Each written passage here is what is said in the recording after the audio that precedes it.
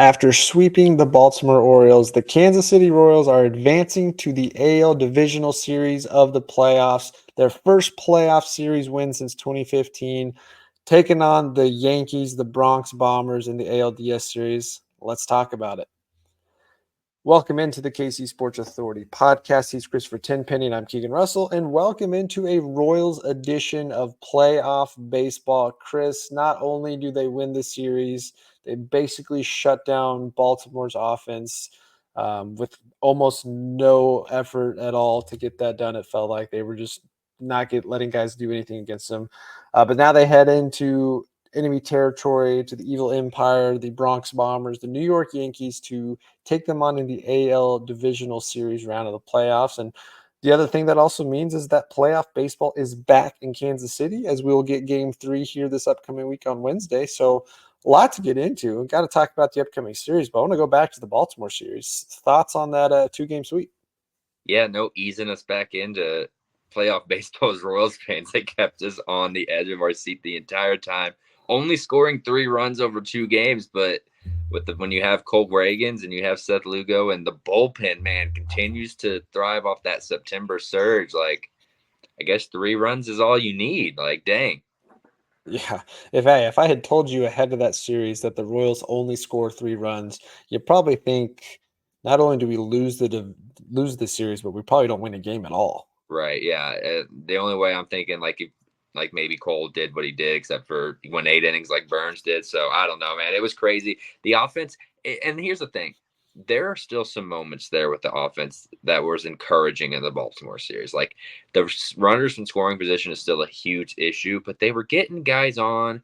In that first game against Burns, first off, he's going to finish second in the Cy Young, so it's hard to be too upset. MJ lines into a double play. Michael hits a liner. Just like, there were some decent at bats that didn't fall against Burns. And then the next day they continue. Massey had a couple of hits. Vinny had a couple of hits. They had a couple of walks. They just couldn't get that big hit. So I am encouraged, actually, from what I saw with the offense, even though it didn't lead into runs. They're just going to have to capitalize if they have any shot of upsetting the Yankees. Yeah, because not only do they go from one high-powered offense to the next, but they're going to a ballpark for the first 2 games at least that can hit some moonshots left and right because it only has to travel 215 yards to left porch or right porch. Jokingly, 215 yards, of course, but you know that it's a short distance on to that porch. So, yeah, I thought they looked pretty solid. I mean, it felt almost like that 2015 series of you just need a guy to get on, a little blooper over the middle, guy gets in the scoring position, another little blooper, he scores, and you let your pitching carry you. I mean, Reagan's was fantastic game 1. Um, has the little calf strain or whatever you want to call it, the muscle cramps, and comes out earlier than I think we probably thought he would, considering he wasn't that high in his pitch count yet. But just dominate, just mowing guys left and right. I don't think. I mean, I might be wrong now. Santander didn't get a single hit in that 2 games, did he? I don't think he did. I Yeah. don't think he And did either. And Gunnar Henderson did next to nothing. dude, going back to the Cole Reagans thing, playoff rage and nerves is in full swing. Because as soon as I saw Reagans was out, I had to delete a tweet. I was already tweeting like, you can't take you can You take can't the take man him out. you can take the man out of Tampa, but you can't take Tampa out of the man. Yeah, it felt like Blake Snell all over Yeah, again. that was my thought. I was so mad, and then okay, the cramps came out. I had to delete it. I was like, all right, I'm being a little over dramatic here. I was in my feels too fast with the playoffs, but it's great that it's back to those rash reactions. But yeah, offense definitely struggled. Of course, Bobby did his thing and came up clutch back-to-back nights, hitting the game-winning hit, game-winning RBIs back-to-back nights. So we saw Vinny after the first couple of bats, get a little bit of his rhythm in, and I think that's a really good thing for us going into this upcoming series. But yeah, even Matty Q. I mean, how about his coaching decisions? I thought he, insanely outcoached Baltimore's manager in both games. I mean, it felt like the fifth inning, Baltimore was on like their 10th pitcher, and nothing was working for them in that regard. And they make the decision, of course, to pitch the Bobby instead of putting him on and letting Vinny try and beat you. And maybe that was a mistake. Hindsight 2020, I'm sure they regret doing that. But it was nice to see all facets of the game really come together outside, the MJ slip out there in outfield in the struggle there. But despite no offense, they found a way to get a run and We can win baseball games 1-0. That's fine. It's not as exciting. Sometimes it's not as exciting, but all you gotta do is have more runs at the end of it. But yeah, I thought they looked impressive, especially the way they contained Baltimore's offense. Cedric Mullins was about the only thing doing anything. Gets a nice home run, was feet away from a second home run in the series. But outside of that, I mean, Baltimore couldn't get anything. They couldn't get on base. When they did get a hit, it was, I mean, was it Reagan's had, no, not Reagan's. Yeah, Reagan's had, somebody had bases loaded with like Yeah. one out. So It was Lugo got Lugo. It was Lugo, yeah. Lugo got to bases loaded, nobody out. This was after the Mullins. He gets the pop up with Santander. Calzer's coming Huge up, pop up. and yeah, the pop up was huge. And Q masterfully goes to Zerpa. Yeah. And again, I tweeted this out. I was like, I am both very excited and very nervous to see Zerpa in this situation because we know he's a dog. We know he doesn't care about anything. He wants that moment. And while he pitched well in September, we've seen at times him struggle a little bit. So I didn't know what Zerpa to expect making his playoff debut with the bases loaded, one out. Strikes a dude out while hitting him. That's just evil behavior right there. Then gets an easy ground ball from Adley, who has like an 800 OPS against lefties this year, and it was like that was easy. Like that. Welcome to the playoffs, Angel Zerpa. And if we get that Angel Zerpa, this bullpen just gets deeper and deeper. And it was that was honestly my favorite moment. Like, sure, Bobby and Urseg and Vinny get hit. Some of those other guys, we know they're good. Like we expect them. Getting that performance, even if it was only 2 outs, it was probably the two biggest outs outside of the ninth of that series, and he handled it like a dog. I absolutely loved it. That was Yeah, so that was, I think that there's two pitching moments I think of that were just so huge. That being one of them. And then game one, Bubic gets an out, but then gets two guys on, starts to struggle a little bit. And they didn't even like, there was no, all right, we'll give you one more batter. Or, right. hey, maybe we pulled you to it. Nope, it's just you get your thing. Let's get Ursig ready. Ursig comes in, gets the 4-out save there. I think 2 pitches there to get the last out there in the bottom of the inning. Yeah, Right. bullpen's been strong. I don't Mm-hmm. think coming into the postseason, people thought that the Royals would have one of the better bullpens, but so far, they're doing their job. Schreiber looked as nasty as I've ever seen him, and his velocity was up about 2 miles per hour on his sinker. So if he's back to Johnny Leverage, back in April and May where he was so huge, like which again he looked good in September, like most of the pins. So if they go 5 deep, and then that's not including what you may get from Singer, what you may get from Marshall Lorenzen. I think we'll talk about them a little bit more in the Mhm. Yankee series, but I have a lot, and I haven't even mentioned Daniel Lynch either, who I trust a little less. I think I'm one of the few people. I think he's higher on most fans. He's a little still lower on me. I like Zerpa stuff. I like Long and Bubic stuff, and Yeah. I like Schreiber and Urseg. Like those are 5 guys that I think can get you through a playoff with some reinforcements if needed. Yeah, especially in a much shortened style game now. You've got a Mm-hmm. lot of options, which feels great. But yeah, Royals get the dub back-to-back days, sweep the Orioles for the second time in the last 2 times they faced them in the playoffs. So that's really cool. Those O's still ain't royal. And they move on to face the evil empire, the pinstripes, the $300 million payroll that is more than the 3 remaining AL teams combined, all 3 being from the AL Central. We got to talk about that for a second. All 3 playoff teams left outside of the Yankees are AL Central teams. I think, again, if you said that at the beginning of the season, the Tigers were definitely not one of those 3. And I don't think many people probably would have felt that the Royals would have been the 3rd team either. You probably would have just thought Cleveland and Minnesota. But here we are, Cleveland, Detroit, and Kansas City representing the American League, showing out, getting hot at the right time. Actually, like if we're going back to March, I'm actually surprised by Cleveland still more than anyone. Like obviously in August, like the Tigers have been a huge story. Counted them dead. They weren't. I had the Royals finishing 3rd behind the Tigers and the Twins. So like I thought the Tigers were a decent ball club, but man, like how they've turned it on. Yeah, having 3 AL Central teams in the Final Four, like that's And to think they almost were going to deal Tarek Skubal, oh, and no yeah, way. I don't think they actually were, Oh, but they do move on from a few guys to open up some playing time for some more of their younger guys. Man, right. it's paid off. They look fantastic. But yeah, I think that's gonna be a fun series too. Cleveland and Detroit, just a good old AL Central brawl there to go to the AL championship series. But yeah, let's get into I guess one other thing I have before we get into the Yankee series. The only other concern I have is Salvador Perez in the sense of he hasn't really made his presence felt that much yet in the first 2 games, and if it's 0-2, you guarantee there's a low outside slider, and he is swinging hard for it, and he's swinging right over and through it. That's been a little disappointing, but I think he'll be fine.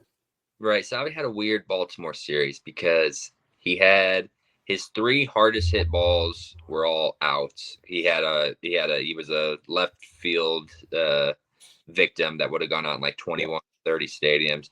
But those were all with the bases empty. He did get a couple hits, a jam shot, and another decent, well hit ball. But as soon as you put a runner on, I think he was 0 for 3 with 3 Ks, and it wasn't even close. So I think It's he was, like he goes straight into home run mode and yeah, he was a little presses too hard. up to be back in the postseason. I think if he just refines his approach a little bit and realizes he doesn't have to go yard, honestly, he may have to if they need the offense, but like he can't think that way. He just needs Yeah. to put together because again, with no one on base, his ABs looked pretty good. It was just I think twice he came on with once with the bases loaded, once with runners on the corner, and like it wasn't even competitive. So need Yeah, to and I think the Salve, I mean, he's definitely going to benefit from Vinny being back and getting his rhythm.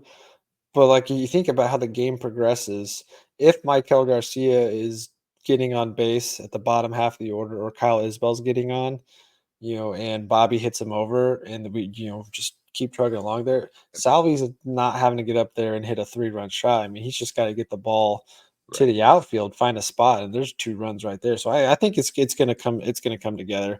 Corbin Burns, fantastic pitcher. I thought he pitched really well. Zach Eflin's even a pretty solid starter. So I think Salvi he gets in that moment where sometimes he presses too hard. Instead of just taking what's there. But yeah, if you're a pitcher and Salvador steps into the box, and you're not throwing a low and outside slider, I don't know if you've watched the scouting report ever on Salvador Perez, but that should be your easy go-to pitch, any 0-2 count or 2-strike count for sure, because he's swinging at it no matter what. Hey, one thing to remember though, Salvi, it has 16 career home runs against the Yankees in 65 career games. So that's a 41 home run pace over 162. Oh, he's for sure hitting. He hits the I'm Yankees betting well, that man. every game So, we play this series in New York, Salvador Perez anytime home run for yeah, sure. yeah. But yeah, let's talk about the Yankees. A team that has spent 300 million on their payroll, has guys all over the lineup that can just mash, as we've talked about before. 2 of the best hitters in baseball with Soto and Judge going back to back. Can't just pitch around them in the playoffs because you put Soto on, then you got to pitch the Judge. You get Judge on, now you got 2 base runners. They still have a formidable offense, but not necessarily the sure firepower 1 through 9 like we've seen sometimes. Some of their guys, they're a little bit more banged up. While the Royals are coming in for the most part pretty healthy, the Yankees have injuries kind of all across the diamond, enough to the point that it's definitely hurt their depth, but forcing guys to play a little bit out of position and kind of forcing them to go to their rookies and their young guys in these intense moments here. But thoughts on the Yankees as a whole as we come into this matchup? They're not as scary as the name and the seeding suggests. Now they are a very good team. I mean, they were third in runs for a reason. They have the MVP. They have the guy who's going to finish third in the MVP. Luckily, the Royals have a second, but like they just Gleyber Torres has the experience. Jazz Chisholm always has a flair for the moment. Stanton's gonna have 500 career home runs. So they got guys in this lineup. So like I don't want when I say that I don't want to act like I'm dismissing the Yankees. They're favored for a reason. They're the 2 seed for a reason. Or the 1 seed for a reason. They're a very good ball club, but they do have some holes. The end of their lineup, like you talk to Yankee fans, they don't even know who's going to be at first. Alex Verdugo starting in left already. They hate that. Yeah, they've hated him all season.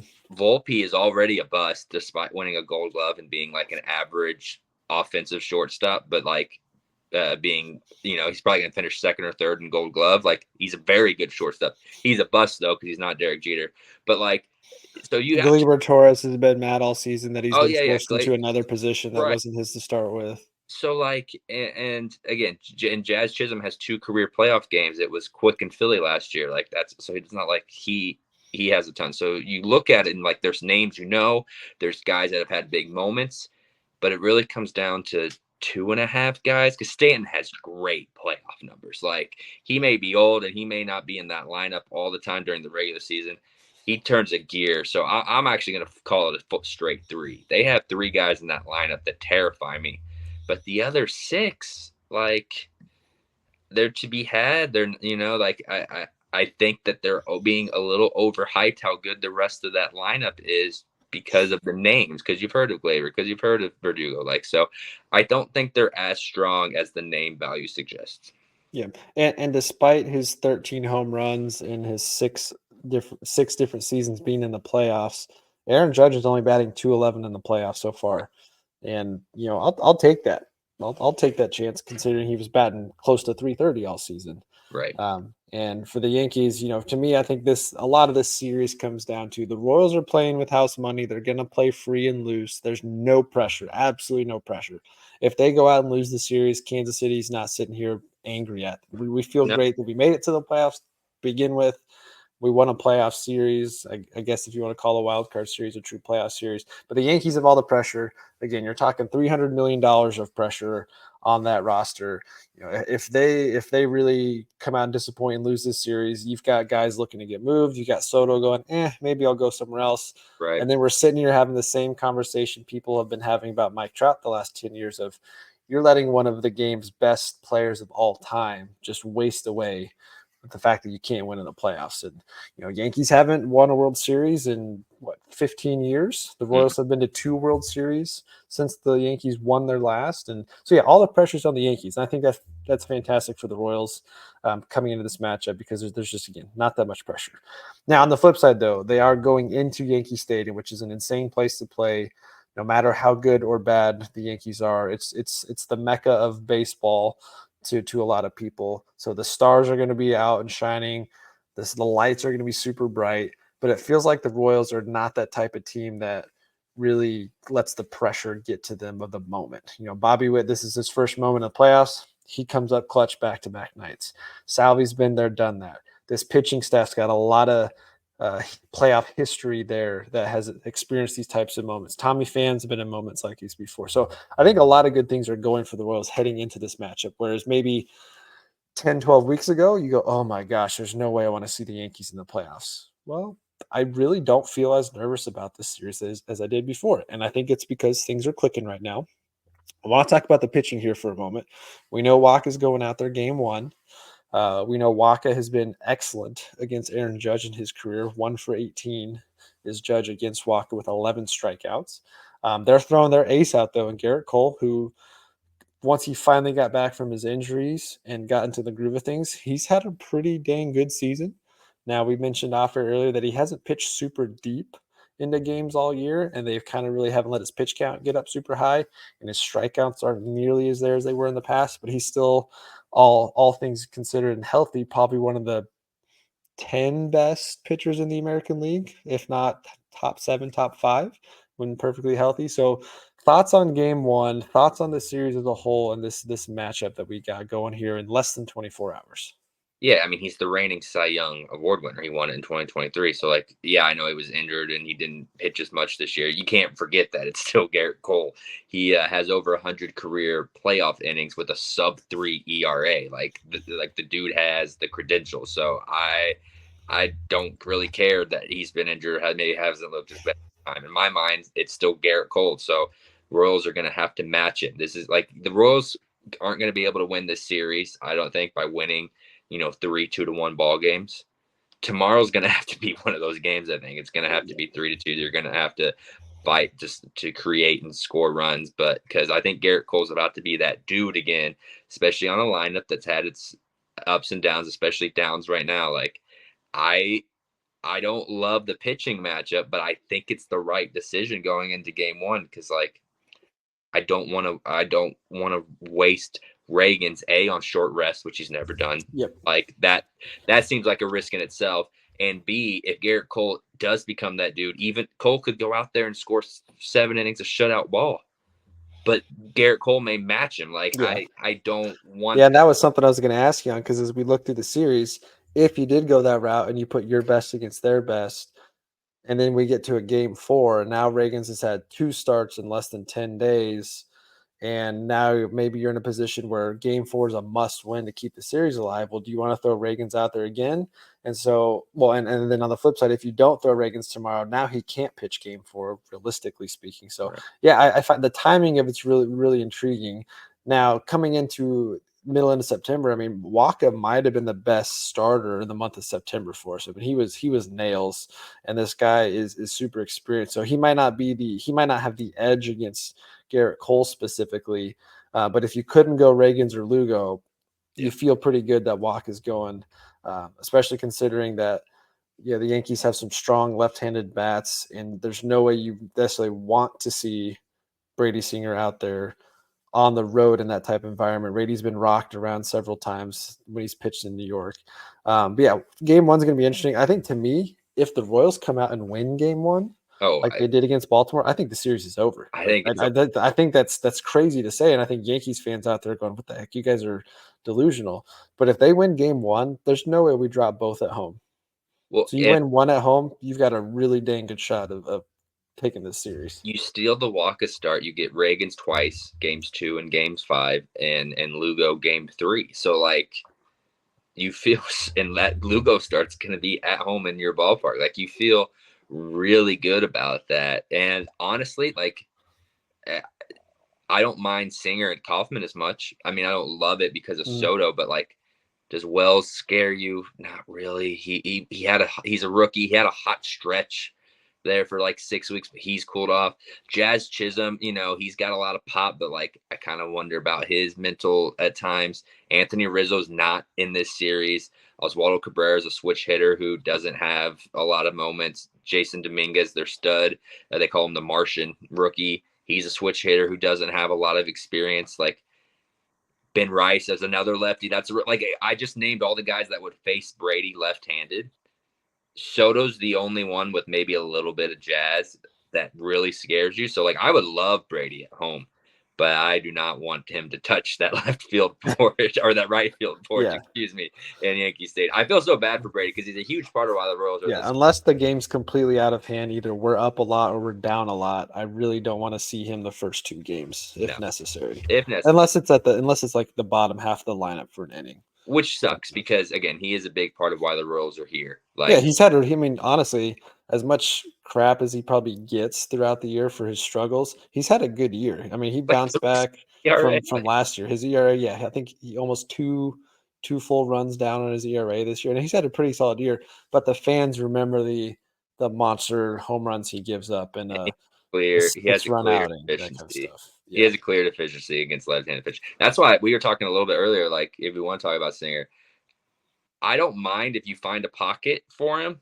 Like, say Walker goes 4 1/3 or whatever, gives up 3 or 4 runs. It's time to pull him as tad earlier. And Soto just walked. Like that was the last hitter that Walker faced. And you've got Judge, probably Wells, Stanton. I think that's how they'll space it. Is Wells will be between Judge and Stanton at the 3, 4, 5. Bring Brady out. Like seriously. Like he's got the strikeout stuff for I sure. I like the sinker slider combo against Judge and Stanton. And again, we already discussed Wells doesn't terrify me in that matchup. So there are pockets that Brady's useful. I just really don't want him to have to start. And now, if he has to start against Cleveland or Detroit, we can get that Yeah, road different story. Yeah. story. But against the Yankees, I don't want him starting. Yeah, and I think the thing with the Yankees, especially, I mean, obviously you got to circle Judge and Soto. And I was listening to another podcast talk about it too. They're just like, just don't throw Judge a fastball, just anything but a fastball. Now he could still hit it; he's that good, obviously, Right. and he could, take anything over the fence. But Brady's the kind of guy that's not going to strike you out with his fastball anyway. So that might not actually be that bad of a matchup, which is why I do kind of like the Waka matchup tomorrow because Waka knows how to mix his pitches really well. He's got some nice off speed stuff, which I think plays to our favor. But yeah, I'm super pumped for the series. I think not only just because we get to go in and try and take down the evil empire and the Yankees, but I think nationally speaking, this is a great opportunity for the national baseball audience to see the Royals up close and personal against the game's biggest stars, get Bobby Witt Jr. on the national stage. Obviously, he already carries a lot of conversation nationally, but I think this is just a tremendous, tremendous opportunity to see the Aaron Judge versus Bobby Witt Jr. headlines. And then obviously Salvador Perez, future Hall of Famer Salvador Perez there. And I think it's just all around going to be fun because we got three of the best players in baseball are going to be on the field tomorrow. And if you look at just the AL production side, I mean, Salvi was a top 10 offensive weapon this year. Vinny, up until the injury, was top 10. So you have five of the top 10 RBI leaders in MLB on the diamond tomorrow. So I think it's going to be super exciting across the series. Though I mean the Yankees pitching's been a little wonky this year. Cortez hurt. Stroman's been not been that great this year. So you got to feel He like made, the Royals definitely have the starting pitching favoritism again in this series, even though the series is a little lined up. But we got Rodon in game 2 against Reagan's, and we'll probably see Lugo game 3. And my assumption is it'll be Luis Gill in mhm. game 3, unless they don't have to use Schmidt. So just where do you see the series going, and what are the Royals? How do the Royals come out victorious in this series? They need one of the left-handed bats to step up. With Rodon in this getting 2 starts in this series, it may not quite be as prevalent, but like I really do need MJ or Massey. Massey's so far Massey's got so far yeah, in he's got the NFL to have a big moment, and Massey's hit well in New York. Massey's at the Mhm. point like I couldn't believe up a run Q took him out of that game on in game 2 against Baltimore. Like I get it. They have 15. They're going to have 15 guys again on the bench or position players total. And Q operates as Salvi, Bobby, and Vinny, untouchable. The other, what is that? The other 12 guys mix and match, which is fair. I think Massey needs to be in the top group. I think there's obviously a clear gap. Like there's the Mhm. 3 over here, there's everyone, and then there's Massey in the middle. I can't take Massey's defense. I can't take his bat, regardless if it's a lefty on the mound, out of the lineup right now. You cannot be bringing Tommy Pham or Hunter Renfroe or Garrett Hampson or someone like that in for Michael Massey at that point. I think he's just too valuable for what he does for this lineup. So he's my X factor. I think he's going to have a good series again. I mean, again, I think he's got like 3 career home runs already at Yankee Stadium, which is a lot in his young career for a guy Yeah. who only has like 30 career home Oh, runs. he's hitting a leadoff home run tomorrow. Like, dude, if he did that against Garrett Cole, that place would go He's going silent. Alcides Escobar, but over the fence, game Silent. 1. So like MJ's a distant one, but because I need a left-handed bat. Anyone who's listened to us a few times knows that's how I feel about it. It's got to be MJ. I mean, he's the guy that didn't have the best of series in Baltimore, hit a couple rough spots there. He's got to be the guy. This is the right stadium for him to either launch one out or just hit one deep in the corner. Like this is the opportunity for him to make a difference. Because I think personally, I mean, we don't have to talk about much in this episode, but this series, MJ's playing for a roster spot next year, probably. He might be. It's just really hard to find a left-handed bat as we are learning because Yeah. And to get you the left hand bat, I think Tommy. I mean, Salvador Perez, like I said, he's got to have a big series. He's got to make his presence felt offensively, not just defensively and leadership wise. But the other guy I'm looking at too, I think, is Tommy Pham. Some comment of Tommy Pham, Hunter Renfroe. They've got the right. playoff experience. They've got plenty of experience.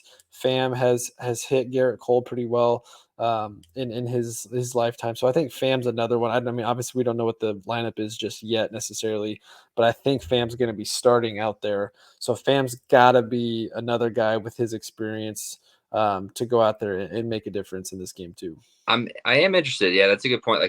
What do they do tomorrow? Do they go with Renfroe just because it's a smaller ballpark and the short right actually plays really well for Renfroe because he doesn't have to run as much and that arm he can really show off. Yeah, So like I like the idea of Renfroe, but I also like the idea of a Tommy Pham. Like, oh, it's Garrett Cole. I don't give a bleep. Like kind of. that's what I was thinking. Is like, do you want MJ out there against a difficult righty, or Mm-hmm. do you want the experience of Tommy Pham, who even though he hasn't been great the last 6 weeks or so? Either way, they're both going to be in the lineup Monday against Rodon. Pham will be in left and Renfro will be in right. So, yeah, like if MJ has a bad game and like Pham has a decent game, they might just run Pham and Renfro out in the corners the rest of the series. They Like could. that's a real possibility. So that's the only real roster spot I have up for grabs as far as the starting lineup. I think is again Isbell has to be in there even against Rodon. And Massey has to be in there even against Rodon. Vinny's going to obviously be in there. There's going to be 3 lefties in the lineup every week, every game, and if they're not, Q is vastly overthinking it.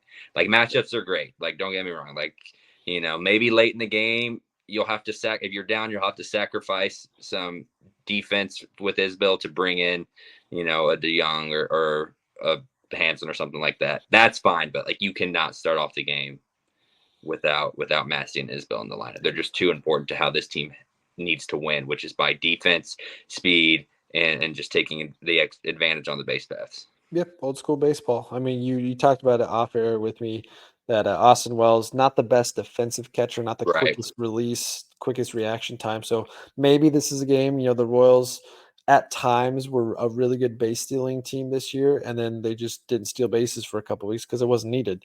But this to me should be a series, and hopefully get started if they get some guys on.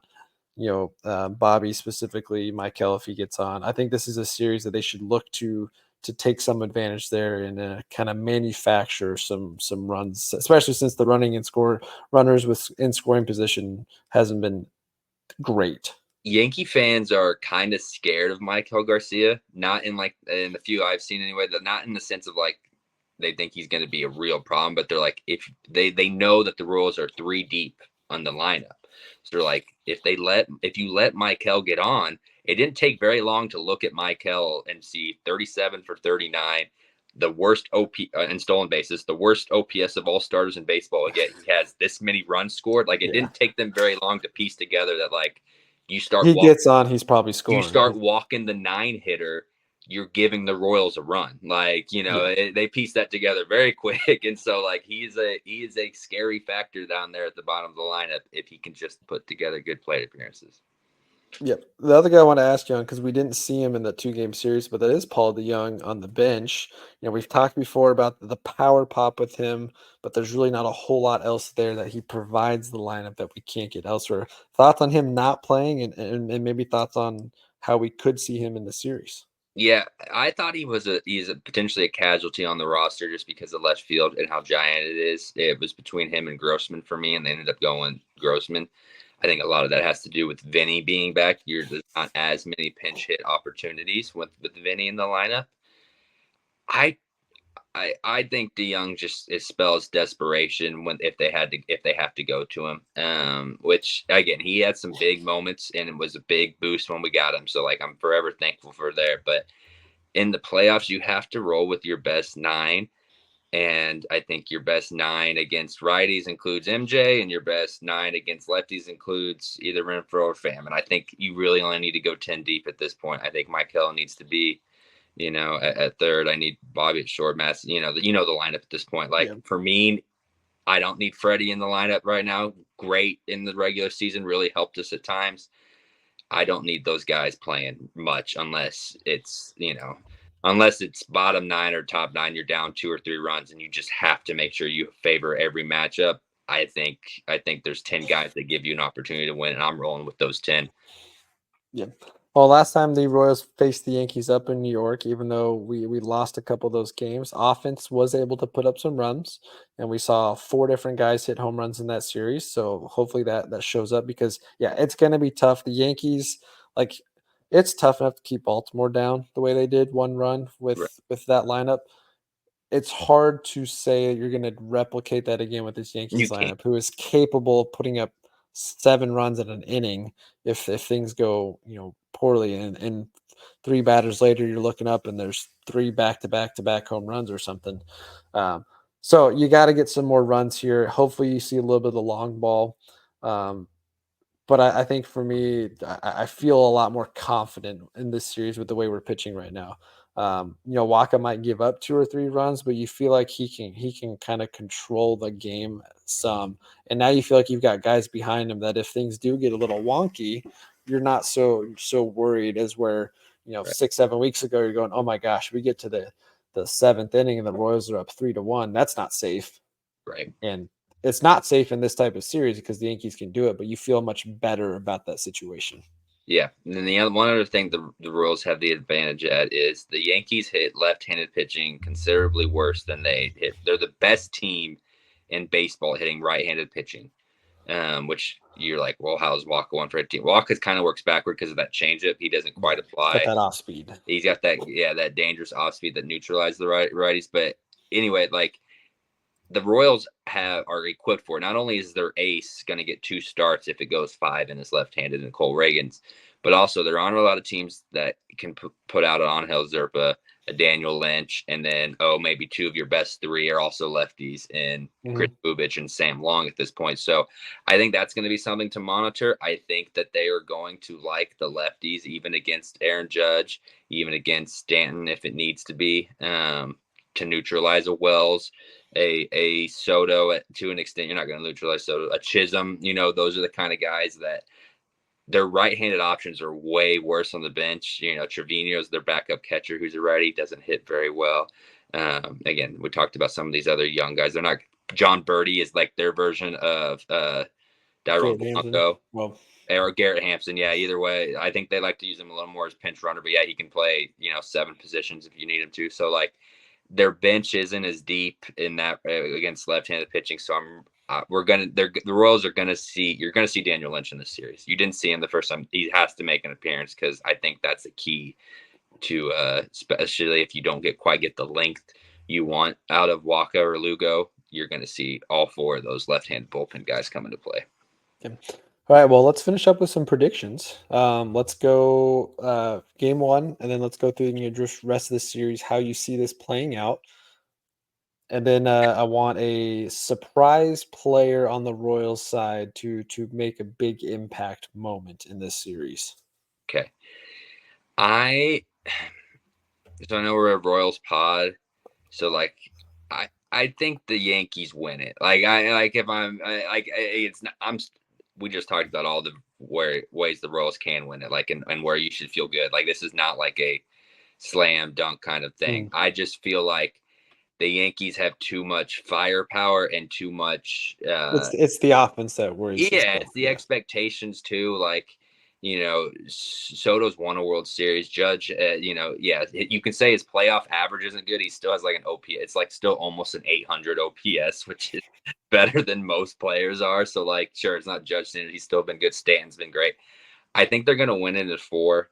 I think because if it goes to 5, I love the Royals. I love Reagans in Game 5 against Rodon in Yankee Stadium. Like when you've already won 2 games against the Yankees, like that's going to be electric. I think it favors the Royals. I think they just drop. I think Lugo's running out of steam, and I don't think it matters. I don't like Waka or Singer or Lorenzen really a lot. Like I know we can look at the numbers and look at all like how Judge struggles.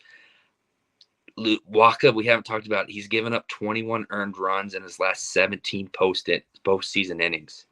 21 earned runs in 17 postseason. So like Brady can't get lefties out. Like Lorenzen didn't even pitch for the Phillies in the postseason except in mop-up role. Like I get it. The starting pitching everyone loves and circles as they should. I just don't know if it holds up at this point in the season against this offense. So I don't want to be the Debbie Downer at the end of the news because, like, again, all it takes is one of those guys having a good start, and you're back in it. Like, but if Waka goes out tomorrow and gets through 5 with 1 run, right, and the Royals are able to at least match that and get Cole out by the 6th, right, I like our chances in the 7th, 8th, and 9th against their bullpen versus them against our bullpen. So yeah, to me, that's why I don't think the series comes down to game 1, but if the Royals find a way to scrape out a victory in game 1, this series to me definitely just shifts heavily in our favor. Which I mean, it's obvious you have 1 win down, you only need to get 2 more, but.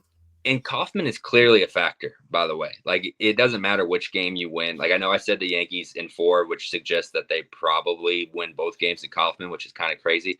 But because I really feel good about Reagan's on Monday. But I don't know how Kaufman's going to play as a factor. I think it's going to be electric. I think the fans. It's going to be it's going to be juice for sure. But none of those players have ever played in that moment for them outside of like Salvi.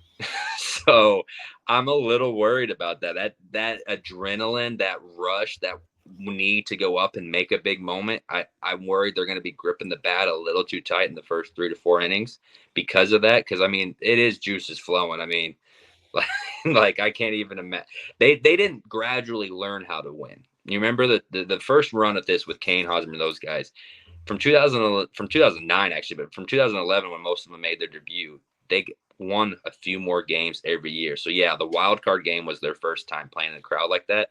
but they had learned how to win over a 3 to 4 year stretch. Yeah. This team went from losing 106 games to 40,000 people cheering for them, Overnight. overnight. So like I'm a little worried about it because I think Kaufman is going to be visually and everything else super appealing that suggests should be in favor for the Royals. I'm just a little scared it may have the opposite effect. Yeah.